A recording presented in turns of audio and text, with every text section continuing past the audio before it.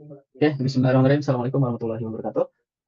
Selamat datang teman-teman semuanya. Perkenalkan, nama saya Fikri Aulia dan insya Allah di video ini kita akan bersama-sama belajar bagaimana cara untuk membuat data itu menjadi stasioner atau dalam tanda kutip mempelajari stasionaritas data ya teman-teman.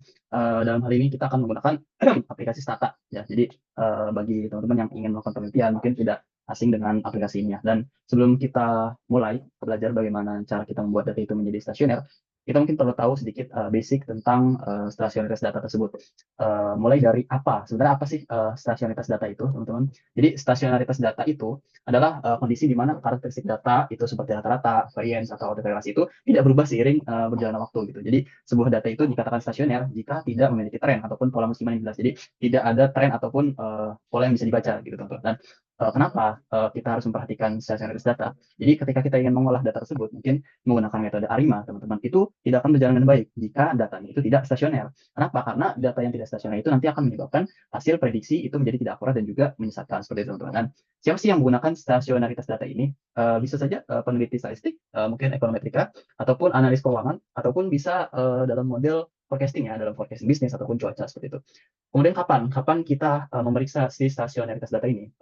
Stasionaritas data itu diperiksa sebelum kita membangun model dari waktu atau melakukan peramalan data. Jadi sebelum kita mengolah data tersebut, kita harus memastikan bahwa data itu sudah memenuhi syarat seperti itu. Dan di mana gimana kita menggunakan stasionaritas data ini? Jadi bisa saja dalam analisis ekonomi atau dalam bisnis ataupun dalam riset ilmiah. Dan sekarang kita masuk ke bagaimana cara kita membuat data itu menjadi stasioner, teman-teman. Oke.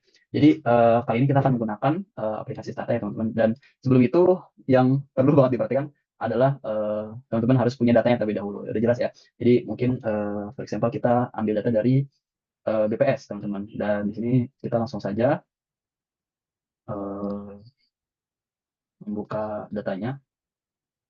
Di sini sudah ada data indeks produksi, teman-teman, dari 2010 sampai 2012 ya. Ini sudah dalam bentuk bulanan. Dan setelah itu langkah selanjutnya adalah kita membuka aplikasi Stata.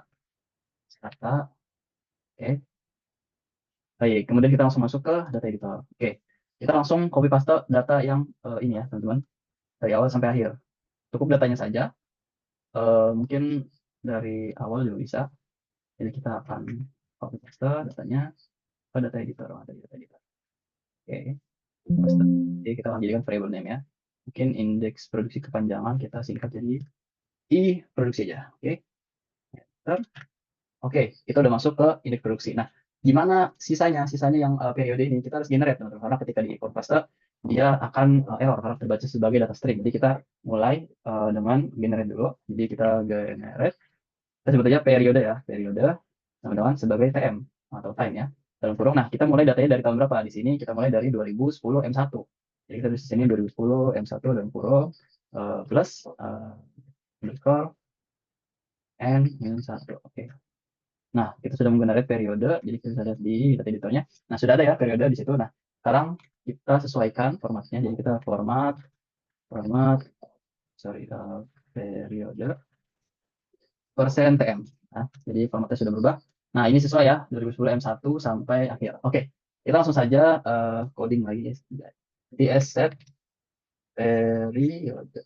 Nah, kita udah lihat dari 2010 sampai 2020 ya udah valid ya, 10 tahun dan datanya per satu bulan. Nah, kita langsung mulai dengan analisis Dickey Fuller ya. Dickey Fuller. Tadi nama variabel adalah I produksi. Oke, nah kita bisa lihat di sini P value-nya sorry adalah 0,1 ya, masih belum stasioner, jauh dari 0,0 lah intinya. Nah, gimana caranya? Kita akan cari generate DI produksi. Nah, D produksi sama dengan D titik I produksi. Nah, satu missing value generated. Nah, ini kita sudah mengganti produksinya menjadi D produksi. Nah, sekarang kita akan langsung replace DI produksi if sorry teman-teman 0 if D produksi teman-teman titik. Oh, salah sorry produksi salah ya, sorry replace DI produksi tipe dikit dengan 0 if D I produksi kemudian ada titik. Nah, kita udah mengubah si DI produksinya. Nah, kita lakukan tes lagi. D Fuller. Sekarang D I produksi, bukan I produksi dong ya.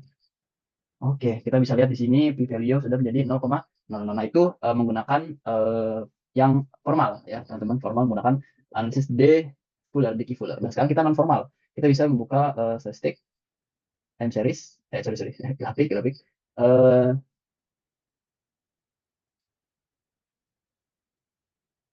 time series graph, time plot. Sorry, agak ngelag.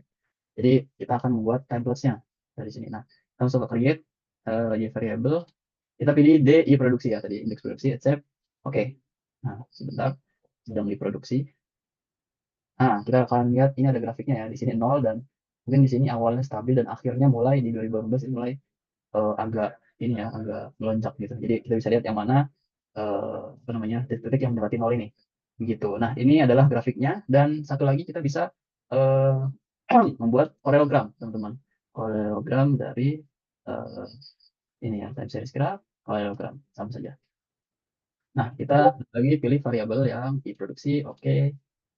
Nah, kita bisa lihat di sini bahwa banyak titik-titik ya ini dan ini adalah garis zona abu-abu ya. Ini zona abu-abu yang masih stasioner ya. Dia ada di dalam zona abu-abu seperti itu teman-teman. Nah, mungkin dari sini kita bisa praktekkan di berbagai jenis data ya. Tinggal langkah-langkahnya diikuti saja seperti itu. Mungkin sekian dari video yang saya buat. Semoga bisa bermanfaat bagi teman-teman sekalian. Dan kita akan berjumpa lagi mungkin di video yang menggunakan aplikasi lain. Oke, sekian dari saya. Wassalamualaikum warahmatullahi wabarakatuh.